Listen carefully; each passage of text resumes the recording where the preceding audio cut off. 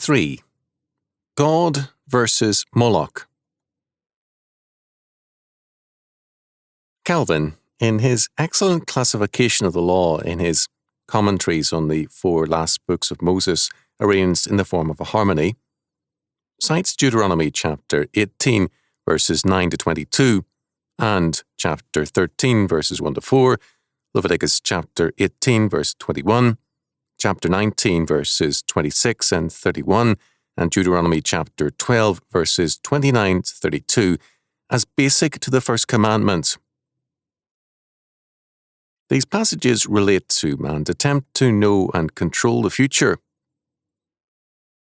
Since God is the Lord, the maker of heaven and earth, and the determiner of all things, any attempt to know and control the future outside of God is to set up another God in contempt of the Lord.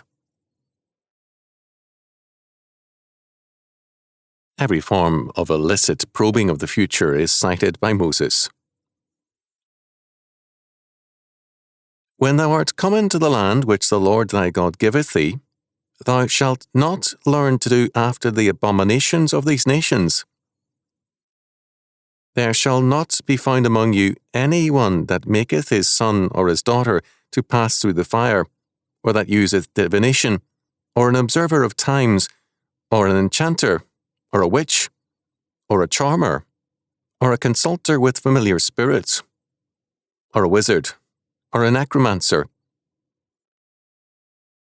For all that do these things are an abomination unto the Lord. And because of these abominations, the Lord thy God doth drive them out from before thee. Thou shalt be perfect, or upright, with the Lord thy God. For these nations which thou shalt possess hearkened unto the observers of times, and unto diviners. But as for thee, the Lord thy God hath not suffered thee so to do. Deuteronomy chapter 18, verses 9 to 14. And thou shalt not let any of thy seed pass through the fire to Moloch, neither shalt thou profane the name of thy God. I am the Lord. Leviticus chapter 18, verse 21. Ye shall not eat anything with the blood, neither shall ye use enchantments, nor observe times. Leviticus chapter 19, verse 26. Regard not them that have familiar spirits, neither seek after wizards to be defiled by them. I am the Lord your God.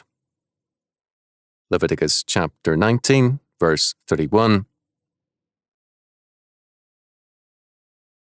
When the Lord thy God shall cut off the nations from before thee, whither thou goest to possess them, and thou succeedest them, and dwellest in their land, take heed to thyself that thou be not snared by following them, after that they be destroyed from before thee, and that thou inquire not after their gods, saying, How did these nations serve their gods? Even so will I do likewise. Thou shalt not do so unto the Lord thy God, for every abomination to the Lord, which he hateth, have they done unto their gods, for even their sons and their daughters they have burnt in the fire to their gods. What things soever I command you, observe to do it. Thou shalt not add thereto, nor diminish from it.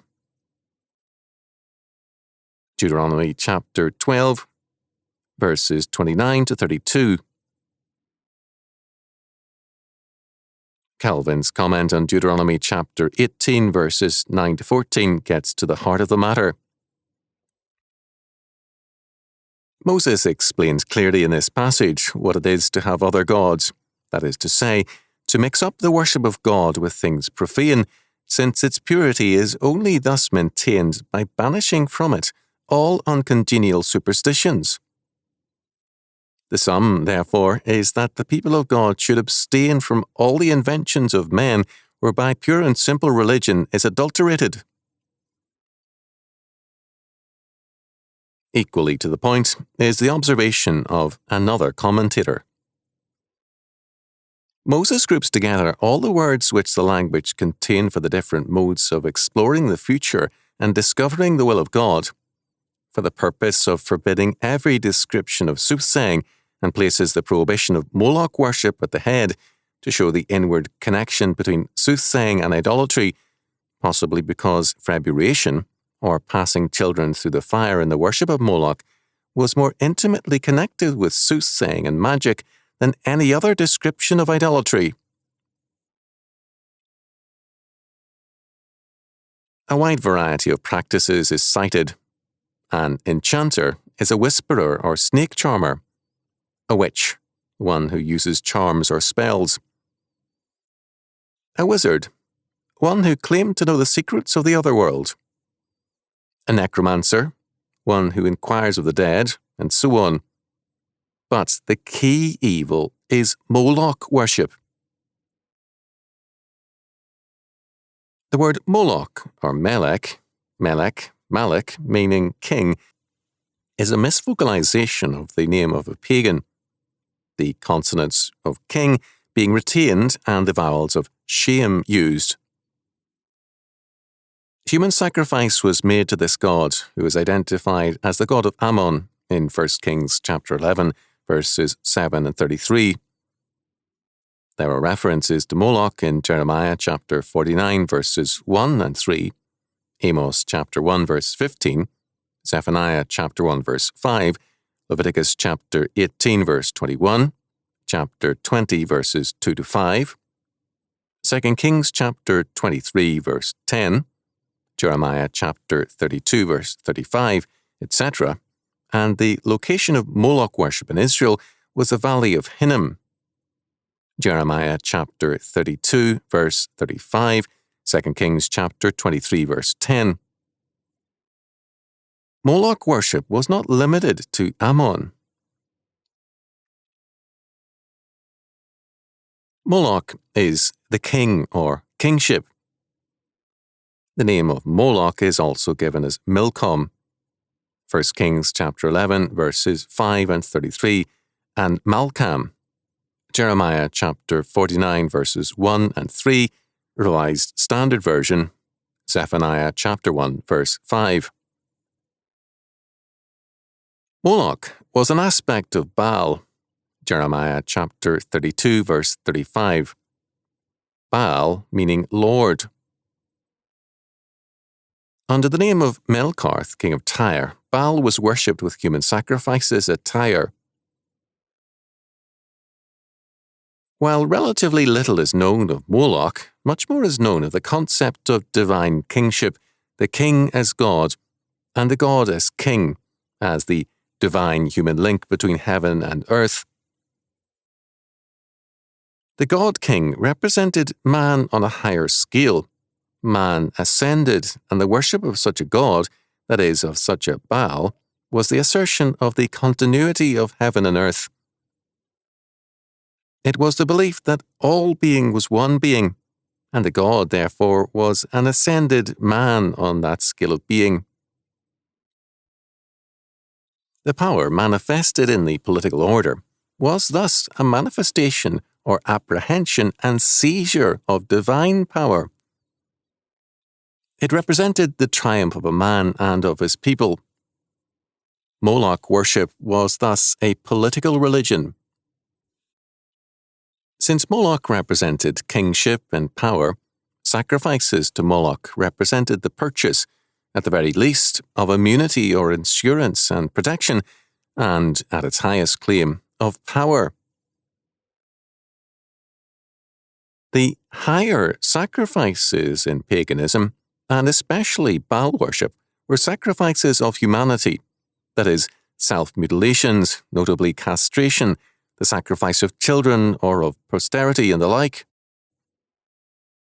The priests became identified with the god to the degree that he departed from humanity by his castration, his separation from normal human relationships, and his abnormalities.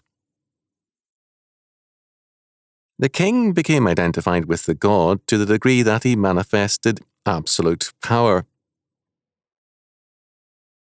The sacrifice of children was the supreme sacrifice to Moloch. Moloch worship entered Israel when Solomon built an altar for Moloch for his foreign wives, the Ammonites in particular. Apparently, Solomon limited the sacrificial scope of that altar because many generations passed before the first human sacrifice, but Solomon's act, 1 Kings chapter 11, verses 7 and 8, had introduced the cult into Israel. Moloch worship was thus state worship. The state was the true and ultimate order, and religion was a department of state. The state claimed total jurisdiction over man. It was therefore entitled to total sacrifice. T. Robert Ingram, in his excellent study of law, virtually the only work of merit in the law in generations, rightly links the first commandment to the prescription of statism and totalitarianism.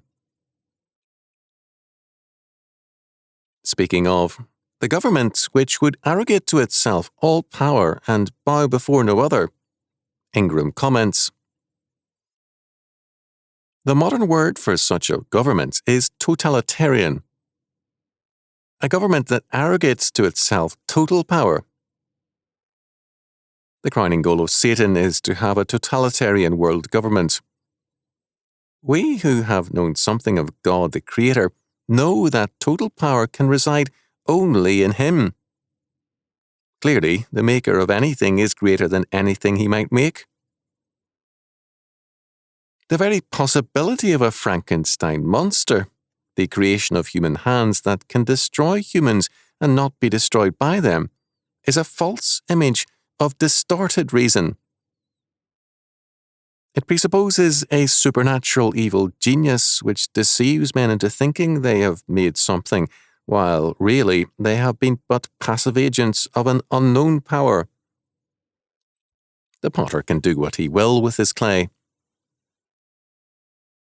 It is certain that the ultimate in supremacy, the greatest power there is the power to give existence to everything that is. God alone owes his own being to no other and has eternal existence in himself. The mere possibility of total power residing anywhere forces us to recognize it in the Creator. Total power can be seated nowhere else. Any person who refuses to acknowledge that all things were made, and hence there is a Maker, simply rules out any consideration of the fact that total power exists anywhere. Thus, we may say that for both Christians and non-Christians, there is no reasonable way to establish total power anywhere but in the Creator of all things. Apart from Him, all power is divided and thereby limited.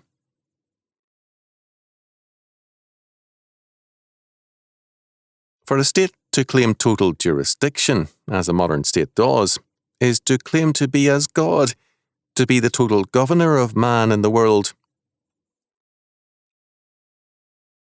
Instead of limited law and limited jurisdiction, the modern anti-Christian state claims jurisdiction from cradle to grave, from womb to tomb, over welfare, education, worship, the family, business and farming, capital and labour, and all things else.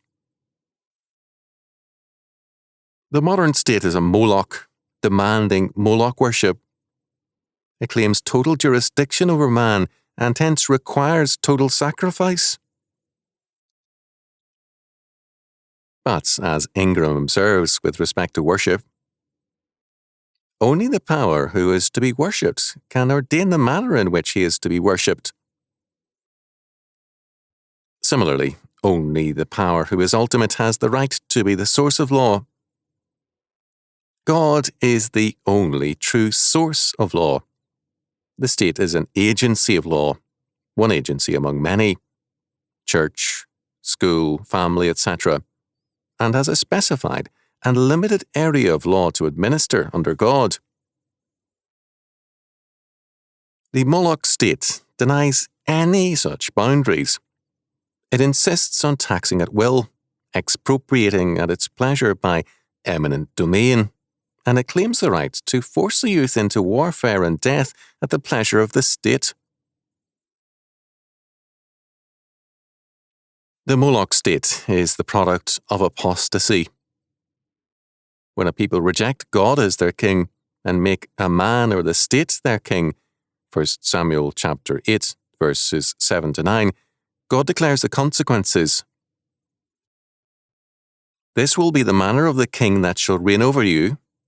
He will take your sons and appoint them unto him for his chariots and to be his horsemen, and they shall run before his chariots.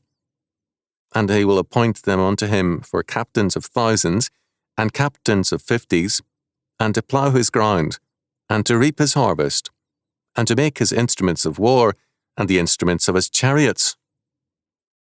And he will take your daughters to be perfumers, and to be cooks, and to be bakers. And he will take your fields, and your vineyards, and your olive yards, even to the best of them, and give them to his servants. And he will take the tenth of your seed, and of your vineyards, and give to his officers, and to his servants. And he will take your men servants, and your maidservants, and your goodliest young men, and your asses, and put them to his work. He will take the tenth of your flocks, and ye shall be his servants. And ye shall cry out in that day because of your king, whom ye shall have chosen you, and the Lord will not answer you in that day. 1 Samuel chapter 8, verses 11 to 18, MTV. Several aspects of the state which rejects God are here cited. First, an anti-biblical military conscription will be instituted and enforced. Second, there will be compulsory labour battalions conscripted for state service. Third, the conscription will be of young men and young women, and of animals as well. Fourth, the state will expropriate property, both landed property and livestock. Fifth, because the state is now playing God King, it will demand, like God, a tithe, a tenth of man's increase as its tax. Sixth, God will not hear a people who are complaining at paying the price for their sins.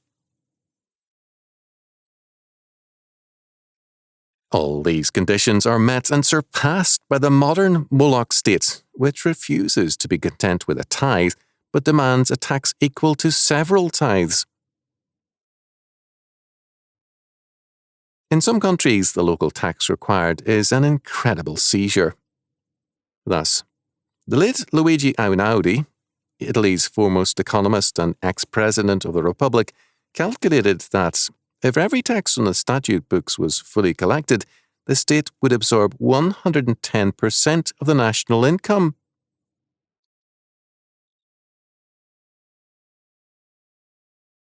The Moloch state simply represents the supreme effort of man to command the future, to predestine the world, and to be as God.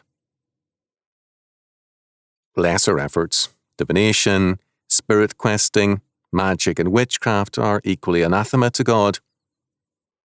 All represent efforts to have the future on other than God's terms, to have a future apart from and in defiance of God. They are assertions that the world is not of God, but of brute factuality, and that man can somehow master the world in the future by going directly to the raw materials thereof.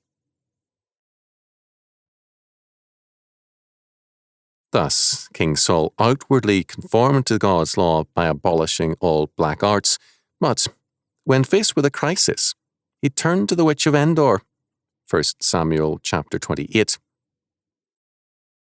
Saul knew where he stood with God, in rebellion and unrepentant. Saul knew, moreover, the judgment of the law and of the prophet Samuel concerning him, 1 Samuel chapter 15, verses 10 to 35. Samuel, alive, had declared God's future to Saul. In going to the witch of Endor, Saul attempted to reach Samuel dead, in the faith and hope that Samuel dead was now in touch with and informed concerning a world of brute factuality outside of God, which could offer Saul a God-free, law-free future. But the word from the grave only underscored God's law word. 1 Samuel chapter 28, verses 15 to 19. It was the word of judgment.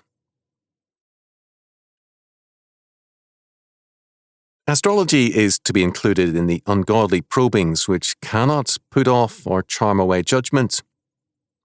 Isaiah chapter 47, verses 10 to 14.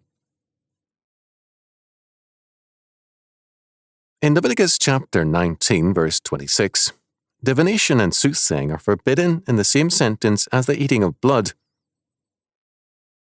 Davis's definition of the meaning of blood in the Bible deserves quotation in full as a succinct statement of the matter. Blood, the vital fluid circulating through the body and conveyed by a system of deep-seated arteries from the heart to the extremities, and by a system of superficial veins back again to the heart. The life is in the blood, Leviticus 17, verses 11 and 14, or the blood is the life, Deuteronomy 12, verse 23, though not exclusively, Psalm 104, verse 30.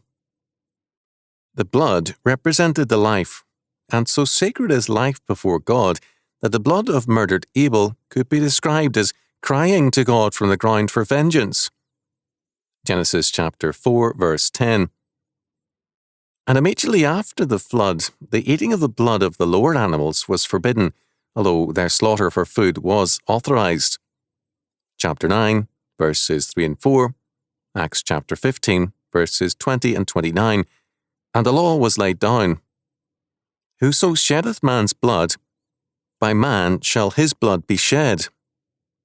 Genesis chapter 9, verse 6. The loss of life is a penalty for sin, and its typical vicarious surrender was necessary for remission. Hebrews chapter 9, verse 22. And so, under the Mosaic law, the blood of animals was used in all offerings for sin, and the blood of beasts killed on a hunt or slaughtered for food was poured out and covered with earth, because withheld by God for man's consumption and reserved for purposes of atonement. Leviticus chapter 17, verses 10 to 14, Deuteronomy chapter 12, verses 15 and 16. The blood of Jesus, the blood of Christ, the blood of Jesus Christ, or the blood of the Lamb, are figurative expressions for his atoning death. 1 Corinthians chapter 10, verse 16, Ephesians chapter 2, verse 13, Hebrews chapter 9, verse 14, chapter 10, verse 19, 1 Peter 1, verses 2 and 19, 1 John chapter 1, verse 7, Revelation chapter 7, verse 14, chapter 12, verse 11.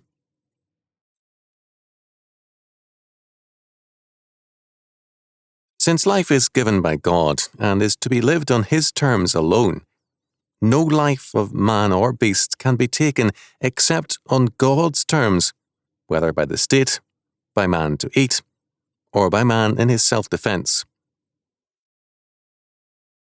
To attempt to govern or to take life apart from God's permission and apart from His service is like attempting to govern the world in the future apart from God. For this reason, Leviticus chapter 19, verse 26 puts the eating of blood, divination, and soothsaying all on the same level as the same sin in essence.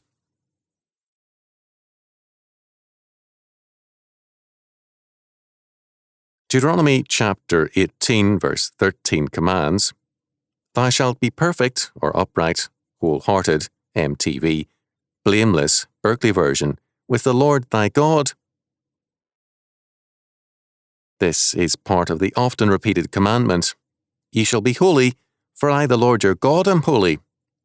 Exodus chapter 19, verse 6, Leviticus chapter 11, verse 44, chapter 19, verse 2, chapter 20, verse 7, and verse 26. 1 Thessalonians chapter 4, verse 7, 1 Peter chapter 1, verses 15 and 16, etc.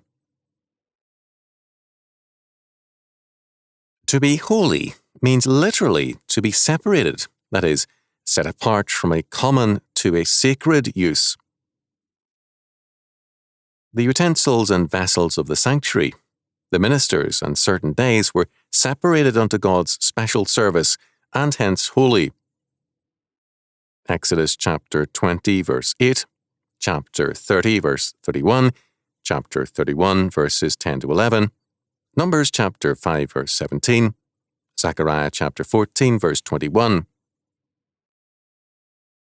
The defilement from lack of separation could be ceremonial and physical, Exodus chapter 22 verse 31, Leviticus chapter 20 verse 26, or it could be spiritual and moral, Leviticus chapter 20 verses 6 and 7, chapter 21 verse 6, 2 Corinthians chapter 7 verse 1, 1 Thessalonians chapter 4 verse 7.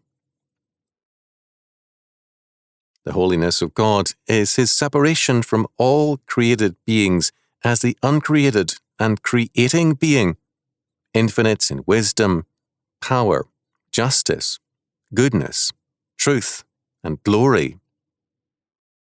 The true holiness of man is man's separation unto God in faith and in obedience to God's law. The law is thus the specified way of holiness. Moloch worship seeks a non-theistic, a non-biblical way to holiness. It seeks to set itself apart as the power and the glory by means of sacrifices designed to transcend humanity. St. Paul specified some of these ways of false holiness as forbidding to marry and commanding to abstain from meats, which God hath created to be received with thanksgiving. For it is sanctified, made holy, by the word of God and prayer. 1 Timothy chapter 4, verses 3 to 5. Very often, societies have sacrificed men in order to dedicate and sanctify a building, to give it power. Writing in 1909, Lawson reported, in his study of lingering paganism in Greece, it was reported from Zakynthos, only a generation ago, that a strong feeling still existed there in favour of sacrificing a Mohammedan or a Jew at the foundation of important bridges and other buildings. And there is a legend of a black man having been actually immured in the bridge of an aqueduct near Labadia in Boeotia. Strack, in the course of disproving any special racial blood ritual among the Jews, did call attention to extensive evidences of superstitious human sacrifices and animal sacrifices in modern Europe.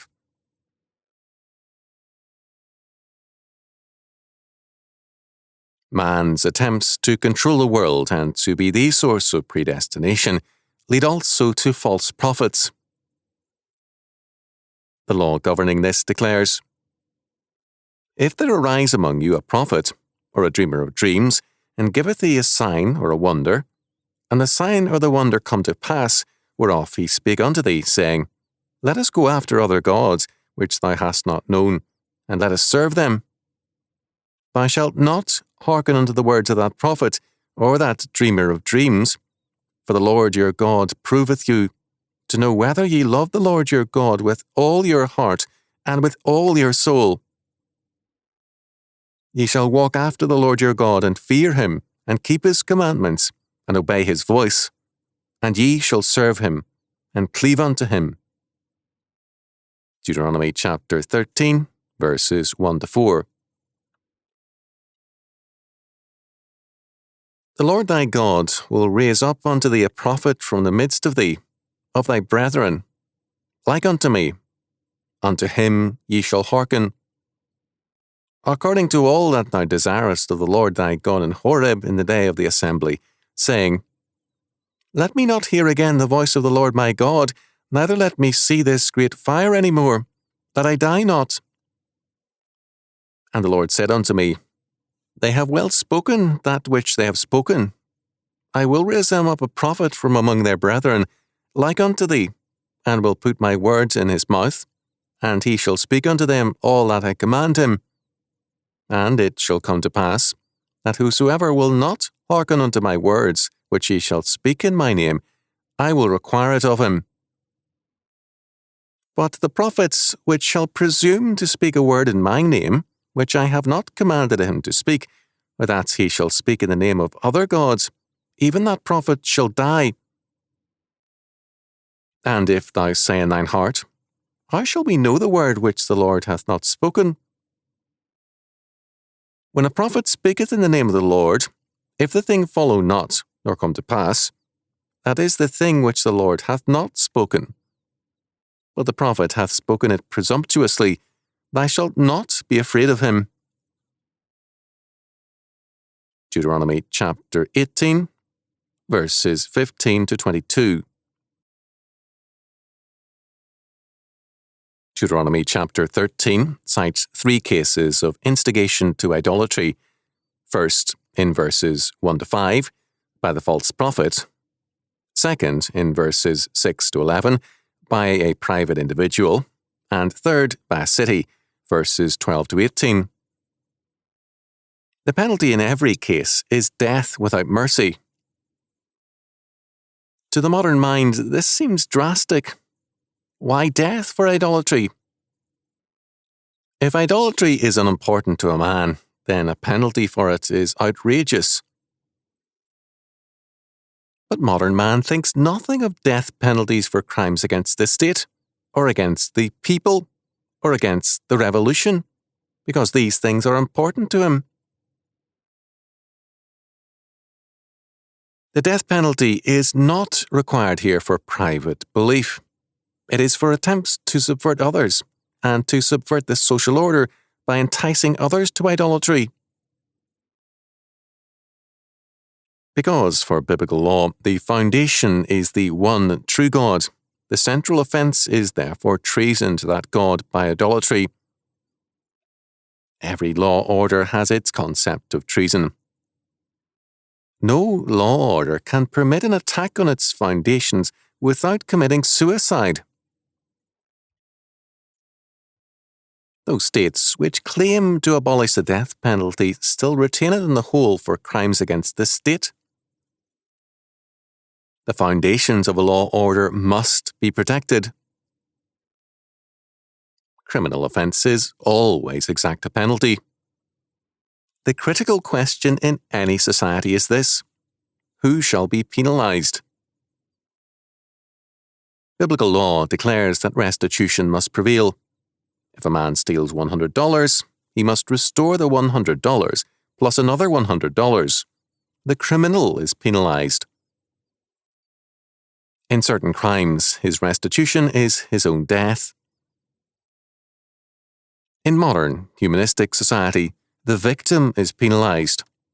There is no restitution, and there is increasingly lighter punishment of the criminal. Without restitution, crime becomes potentially profitable, and the victim is penalised by the state. The victim is penalised by the crime, by the court costs, and the prison costs as they appear in taxation. But crime always exacts a penalty above and beyond the individuals involved as victims and as criminals. The law order is breached. The peace and the health of society are broken. A society which tolerates penalties against itself and against its law-abiding citizens is a dangerous and a dying society. Basic to the health of a society is the integrity of its foundations. To allow tampering with its foundations is to allow its total subversion. Biblical law can no more permit the propagation of idolatry than Marxism can permit counter-revolution, or monarchy a move to execute the king, or a republic an attempt to destroy the republic and create a dictatorship.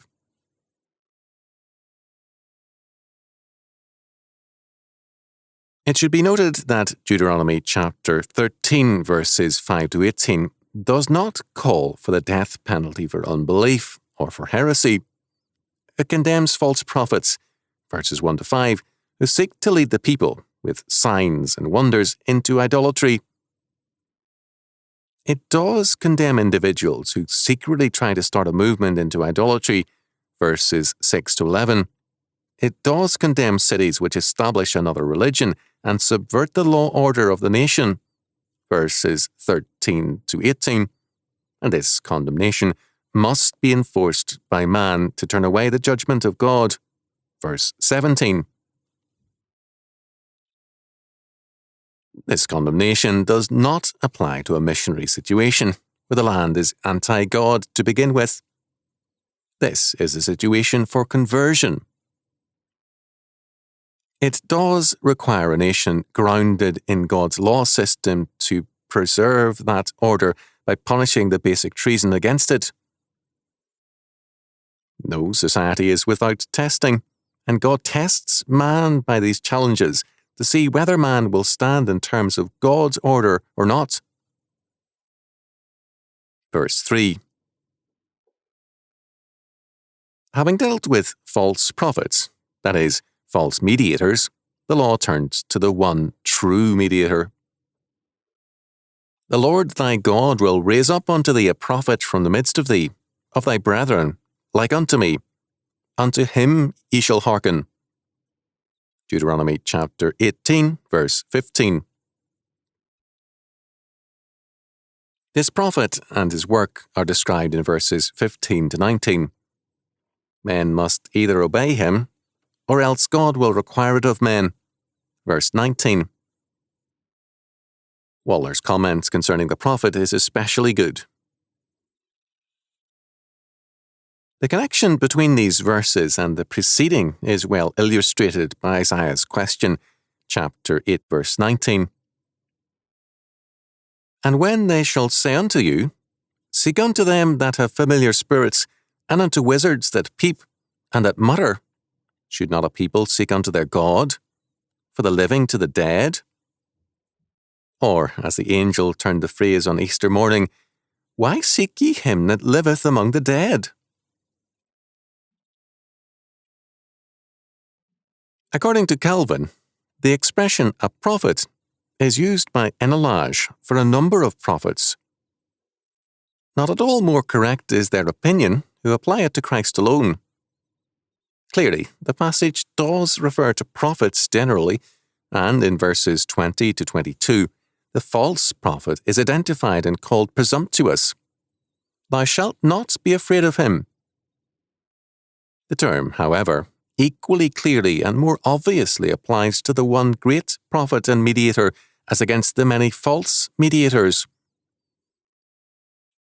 All prophets are speakers for the one prophet who speaks the word of God. Since there is one true God, there is one word and one speaker. All prophets were speakers for the one prophet, Jesus Christ, the second person of the Trinity. The commandment is, Thou shalt have no other gods before me. In our polytheistic world, the many other gods are the many peoples, every man his own God. Every man under humanism is his own law and his own universe. Anarchism is the personal creed, and totalitarian statism the social creed, since only coercion can, in a polytheistic world, bring men together.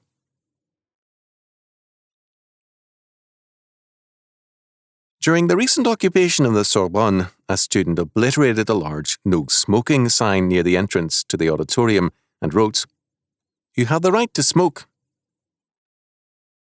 In due time, another student added, "It is forbidden to forbid." The slogan has caught on and is now appearing in many places which have been taken over by the students. In foot-high letters in the Grand Hall of the Sorbonne, someone has written, "I take my desires for the truth because I believe in the truth of my desires."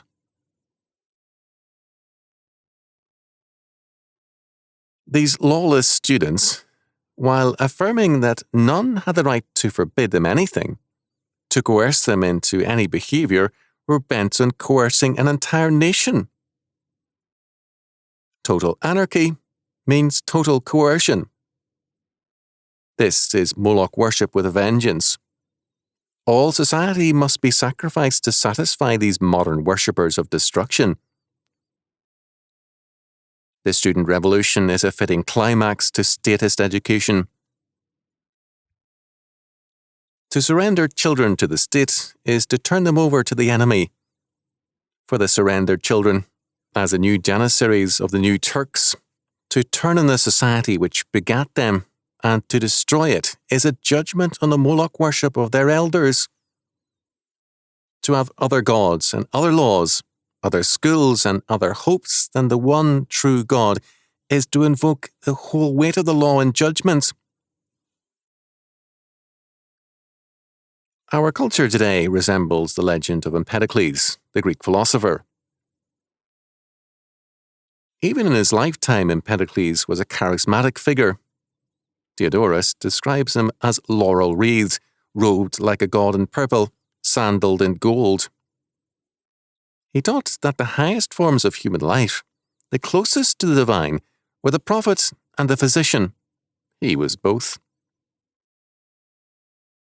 As a living myth, he attracted legend. Most spectacular of unsupported tales is the account of his death by suicidal leap into Etna's crater. Self-immolation in the expectation of becoming, or at least being worshipped as a god. The mountain, it is said, later gave back one golden sandal. Like the legendary Empedocles of old, our world today is seeking to make itself God by self-immolation.